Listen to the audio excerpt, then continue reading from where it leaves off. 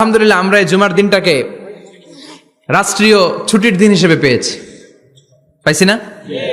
1984 সালে হুসাইন মোহাম্মদ এরশাদ সাহেব এই ভালো কাজ করছিলেন। উনি সব করছে জীবনে, স্বৈরাচারীও করছে, ভালো কাজও করছে। ঠিক। তো খারাপটা আর আমরা না বলি, যেটা ভালো এটাই বলি। উনার কারণে আজ অবধি এই 84 থেকে আজ বাংলাদেশের রাষ্ট্রীয়ভাবে সাপ্তাহিক ছুটির দিন কোনটা? আলহামদুলিল্লাহ কইবেন না? এই উসিলায় আল্লাহ ওনারে মাফ করুক। পৃথিবীর অনেক দেশে কিন্তু শুক্রবার ছুটির দিন না। আমি বছরের বেশিরভাগ সময় মালয়েশিয়াতে থাকি। মালয়েশিয়ার সাপ্তাহিক ছুটির দিন রবিবার।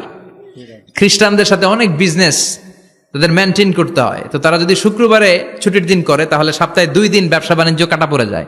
নিজেদের কারণে শুক্রবার বন্ধ, যাদের সাথে বিজনেস ওদের কারণে রবিবার বন্ধ। আমরা আলহামদুলিল্লাহ আল্লাহর দেয়া এই পবিত্র দিনটাতে পেয়েছি জুমাবার। আলহামদুলিল্লাহ পড়েন আলহামদুলিল্লাহ। এজন্য বিশ্বনবী বললেন, খবরদার এদিনের নামাজ মিস করো না।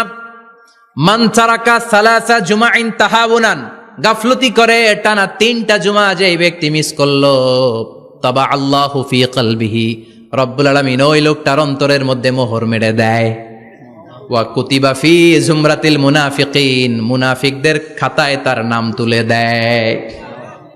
3টা জুমা যদি কেউ মিস করে 2টা পানিশমেন্ট। এক হচ্ছে তবা আল্লাহু ফি কলবি, আল্লাহ অন্তরে মোহর মেরে দেয়। ভালো কথা ভাল লাগে না, নামাজ ভাল লাগে না, আজান ভাল লাগে না, ইসলাম ভাল লাগে না, শুধু মৌজ মাস্তি ভাল লাগে, গান বাজনা ভাল লাগে, এরকম আছে না নাই? জুমার নামাজে যায় না। আরেকটা হলো কুতিবা মিনাল মুনাফিকিন, মুনাফিকদের খাতায় নাম তুলে দেয়। আল্লাহ হেফাজত করো।